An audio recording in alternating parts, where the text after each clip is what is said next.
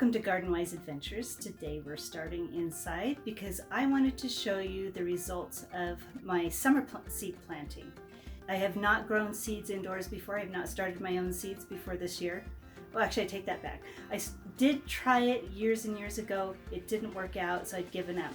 But I decided this year I was going to go all out, do everything I could to make them survive, and I want to show you my success. It's been a rounding success. I've been really happy with it. And we're going to do an experiment with the tomatoes today. So hang on, let's go do this wonderful adventure together. Let me show you my seedlings.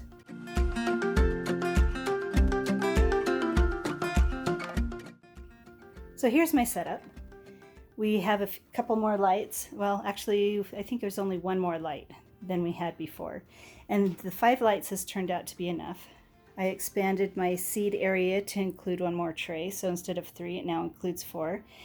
And I found these wonderful wires that help toggle all of these lights together. So I only need to plug in one light, except for this one. I need to get another wire. You can do 8 of them. Now the strings in between them are because they are stretched a little far apart.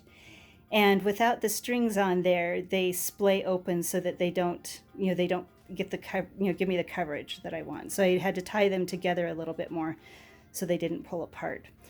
But here we have my seeds. Let's see if we can move this guy aside a little bit while he's tied. Yeah, it makes it hard to move things aside. But here are my pepper seeds.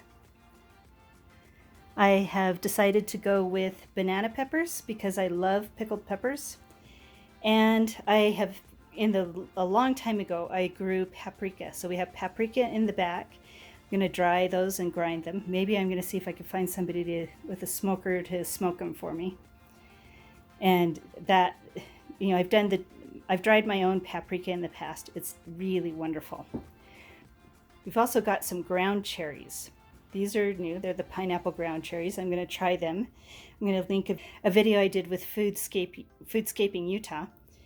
And they turned me on to these ground cherries. They're amazing. And I have 2 varieties. The first one is the vining ground cherry.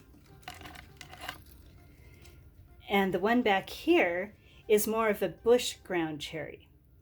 Now the bush one does not drop the ground cherries on the ground. It holds on to them. So I'm going to see which one's better, which one's, the flavor I like and everything.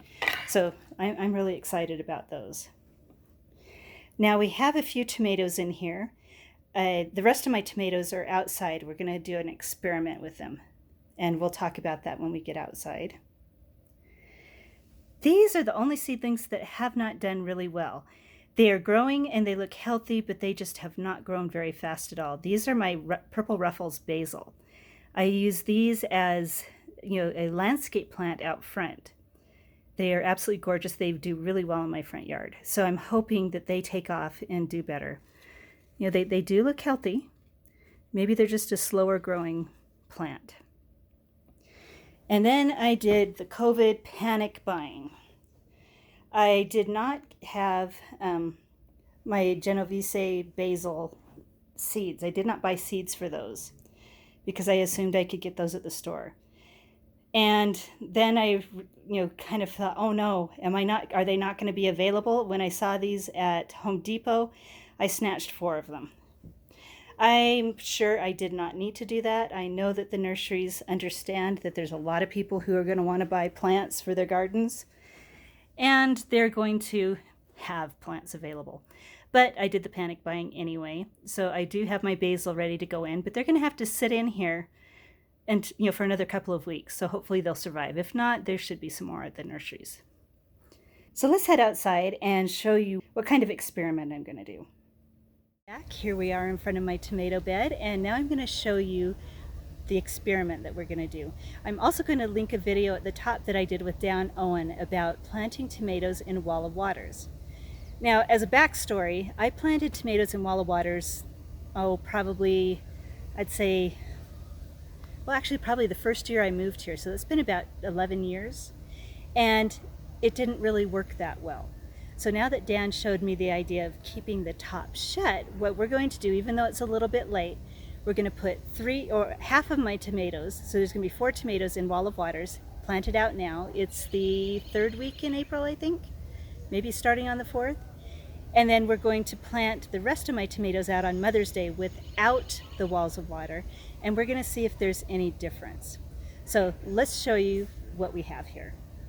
Okay, so we have my bed here. It has already been amended. It's got compost, it's got some fertilizer. I'm going to put fertilizer in the bottom of the holes for my tomato.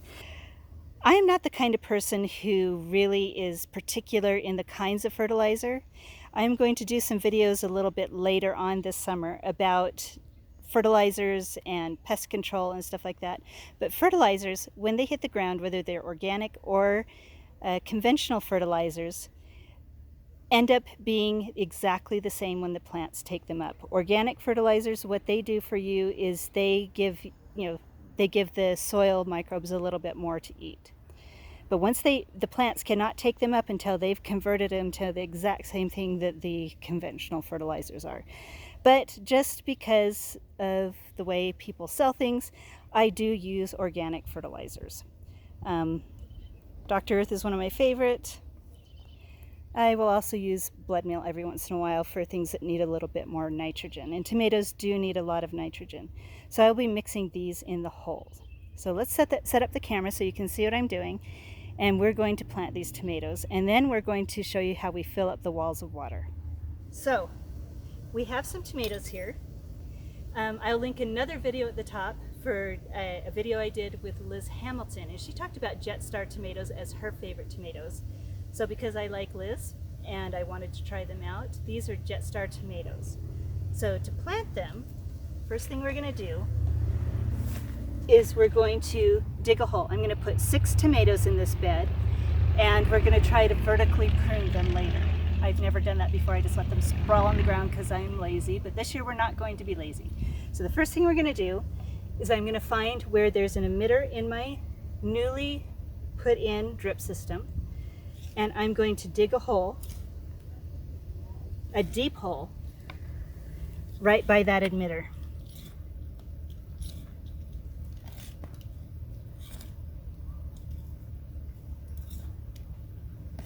So we've got a deep hole. I'm just going to throw a handful of fertilizer. Just this Dr. Earth fertilizer that I have. This is adding nitrogen. Got our phosphorus. Tomatoes like that. Some people add Epsom salts. I don't do that. I don't think they need it. There's a lot of people that would argue with me about it. Now this is where it gets interesting. I'm going to take this tomato with its cute little root system. I'm going to pull off the lower leaves up to this point. And I'm going to plant the tomato up to this point. That's why we dig a deep hole. So in it goes. My beautiful little baby tomato. I feel like it's my child almost. I raised it from infancy. Now the reason I bury the tomatoes so deep is that they are going to grow roots all along the stem and make a stronger plant.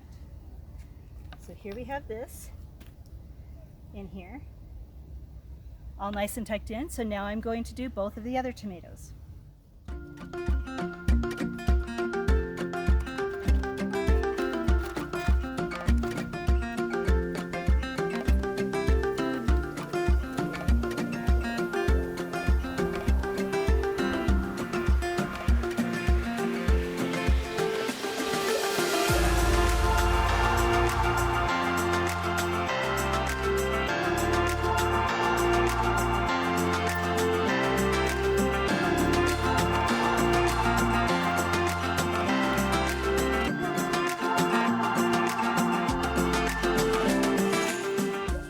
So now that we've got these tomatoes done, let's head down and plant one of my sun sugar tomatoes.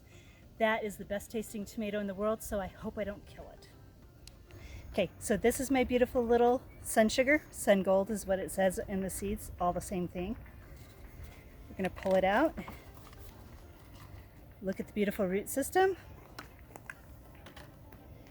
And then, very sadly, tear off its leaves. Because we want it to grow. Sometimes you have to hurt things to make them grow well. So this is all pulled off. I'm going to plant it deep. that deep enough? Maybe not. There we go.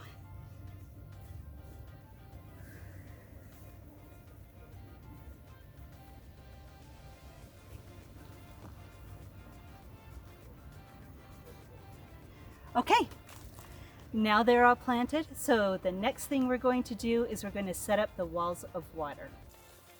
They have little cells that you fill up with water, and they work like a mini greenhouse. So the water heats up and then releases during the day, and then releases its heat all night.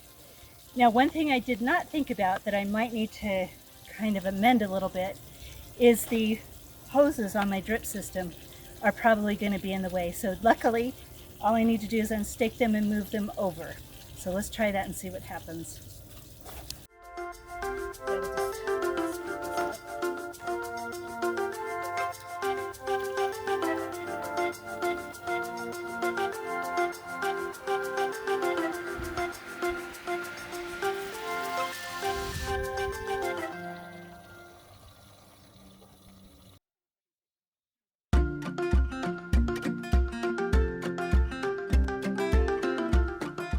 I think we've got this done.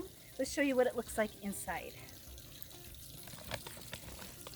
We've cut our cute little baby sun gold tomato. He's worth his weight in gold. I love him. We're going to get a pot like Dan did, and we're going to put it over the top to hold the heat in. So I'm hoping we lose the plants because I'm doing this a little bit later in the evening. Now I'm going to get the rest of them finished. We'll show you what it looks like at the end, and then I'm going to update you guys in a few weeks and see how it works. So Dan showed us how to put the pots over the top, keep them closed, keep the warmth inside, and there we go. So we've got all of our tomatoes in their little walls of water. We're going to see if this works. We'll update you probably, I'd say, the end of May, beginning of June, just to see if there's any difference between the ones that didn't go in the balls of water and the ones that did. So in the meantime, get out, plant something in your garden, and have a wonderful garden-wise adventure.